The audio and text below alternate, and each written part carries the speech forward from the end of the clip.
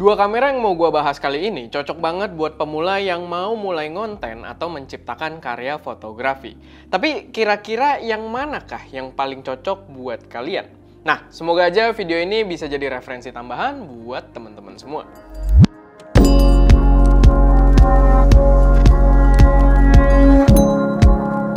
Halo semuanya, selamat datang di channel SMED dengan gue Erwin. Dan pada video kali ini kita pengen bahas dua kamera yang banyak banget ditanyain sama orang-orang, yaitu adalah perbandingan Sony ZV-E10 dan juga Canon EOS R50 atau R50. Ini adalah topik yang udah lama banget sebenarnya kalian request, dan mungkin udah waktunya buat gue bahas juga. Gue akan coba untuk bahas sesimpel mungkin biar kalian paham juga, nggak terlalu ribet gitu ya. Jadi bisa jadi referensi tambahan kalau kalian lagi berusaha untuk menentukan kamera mana yang paling cocok buat kalian. Tapi sebelum masuk ke videonya, kamera manapun yang kalian pilih semuanya bakal cakep banget itu kalau dipasangin dengan preset Creative Adventure kita. Itu adalah preset yang kita develop khusus setelah kita traveling keliling Indonesia untuk menghasilkan foto-foto yang epic. Di dalamnya ada 24 preset dan 6 diantaranya itu udah powered by AI yang bisa langsung mendeteksi subjek dan background di dalam foto kalian dan mengatur warnanya berdasarkan seleksi tersebut.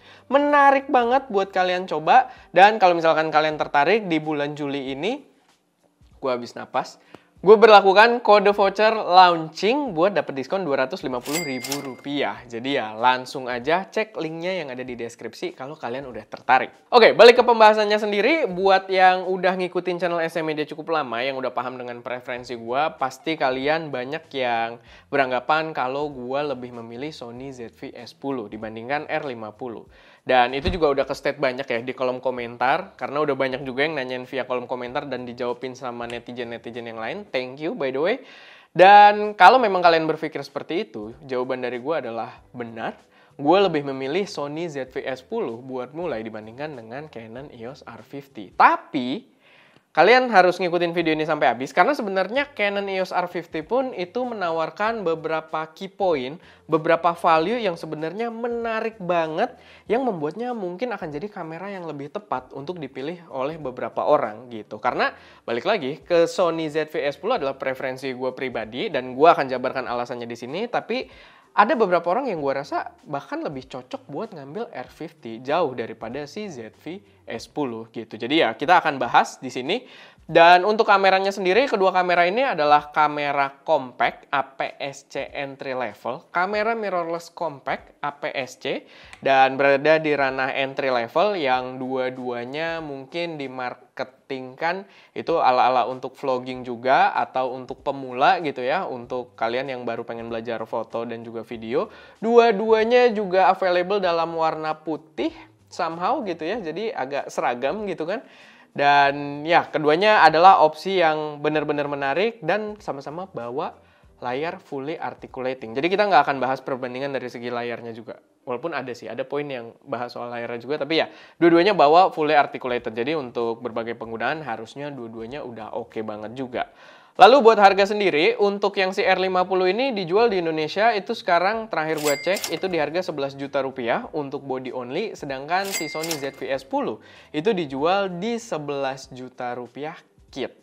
Jadi ya harganya deket sama, ya agak beda-beda tipis sih, tapi ya sekitar 11 juta. Cuman kalau si Canon itu body only, kalau si ZV-E10 itu udah dapat lensa kit. Dan bahkan di sini ada perbedaan juga ya, kalau kalian cek di beberapa e-commerce, gue ngeliat kayak Sony ZV-E10 ini yang warna hitamnya tuh didiskon lebih murah lagi gitu. Jadi lagi diskon dan beberapa harganya lumayan deket dengan 10 juta.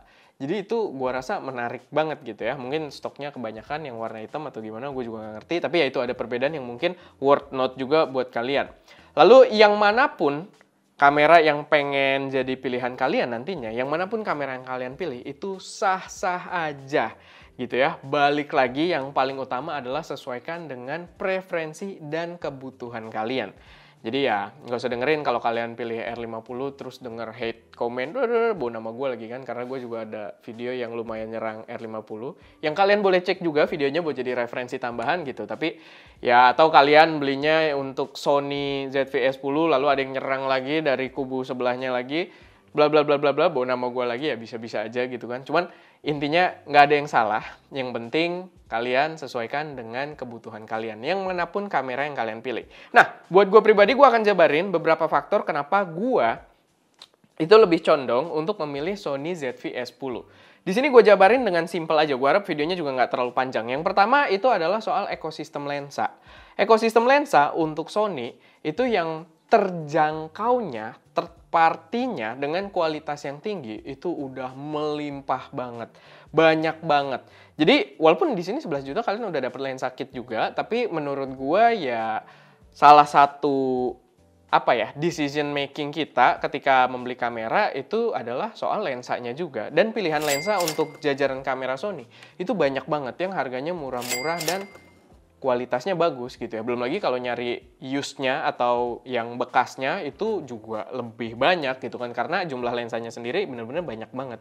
Kalau kita berbicara soal ekosistem lensa di sini jauh banget lah. Ini kayak bumi dan langit gitu ya. Ekosistem Sony benar-benar komplit banget. Kayak brand-brand gede pun third party yang harganya cukup terjangkau kayak Sigma, Tamron, Viltrox sekarang udah ngeluarin opsi yang mantep banget kualitasnya. Itu menurut gue jadi poin plus banget di ZV-E10 ini yang membuat gue ngelirik dia banget. Dan kayak Viltrox juga sebenarnya agak ironi ya, karena Viltrox itu pernah diancam sama Canon karena bikin lensa RF autofocus.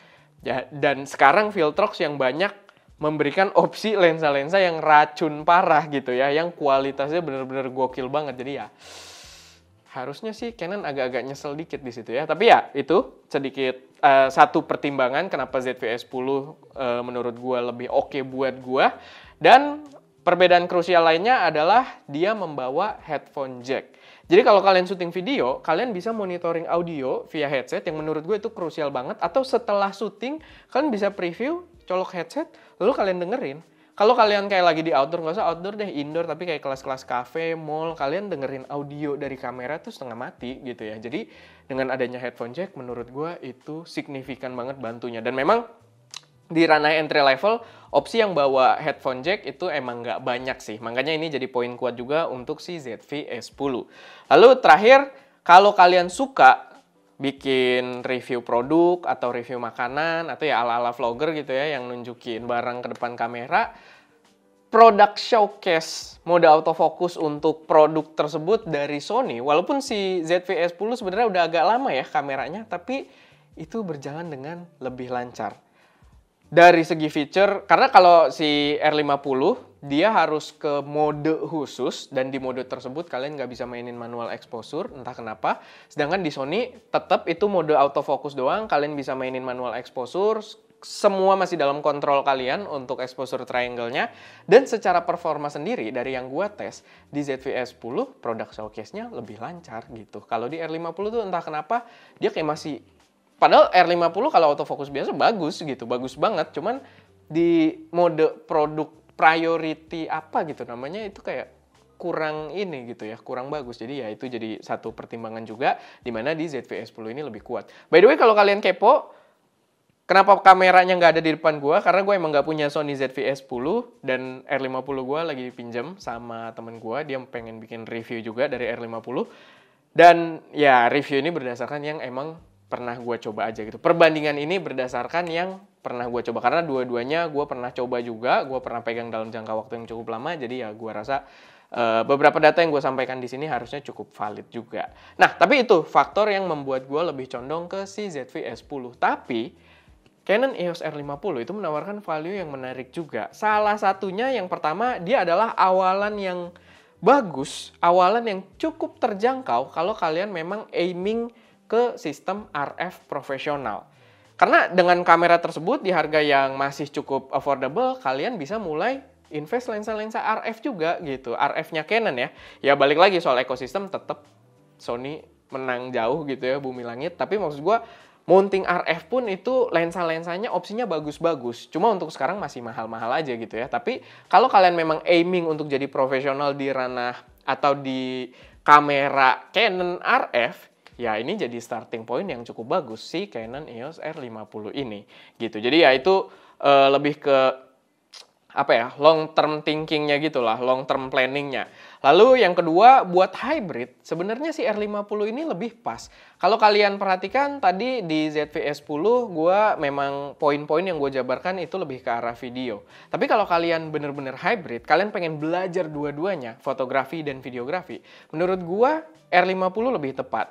Karena dia di sini membawa viewfinder, electronic viewfinder, EVF. Kalau kalian lihat tuh jendela bidiknya, dia bawa itu, ZV-E10 nggak bawa, dan itu salah satu poin kuat juga karena di ranah entry level nggak banyak juga kamera-kamera yang membawa EVF kayak si Canon EOS R50 ini.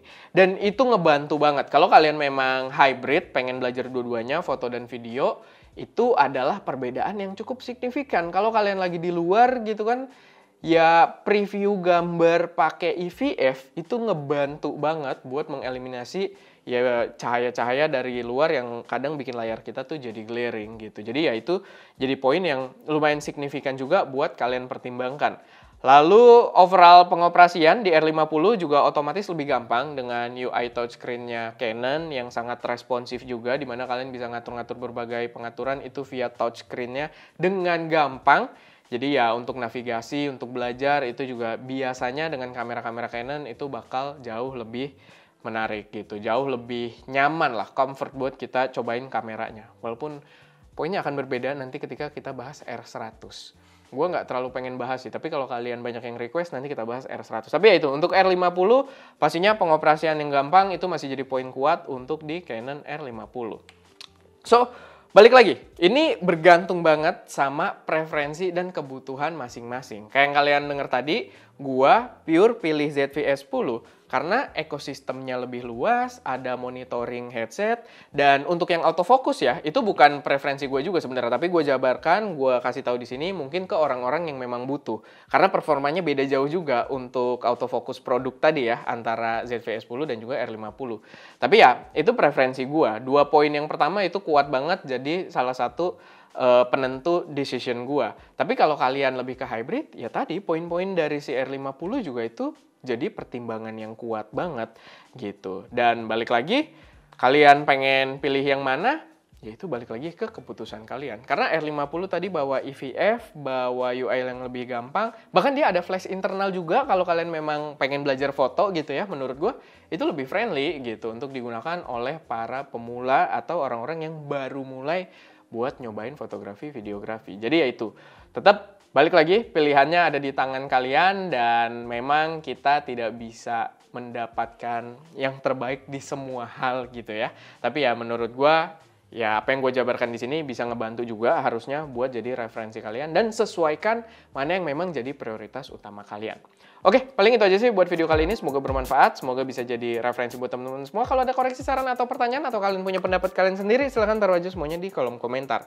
Dan ya, itu aja. Semoga bermanfaat. Gue Erwin di belakang kamera Daska, dan jangan lupa untuk berkarya.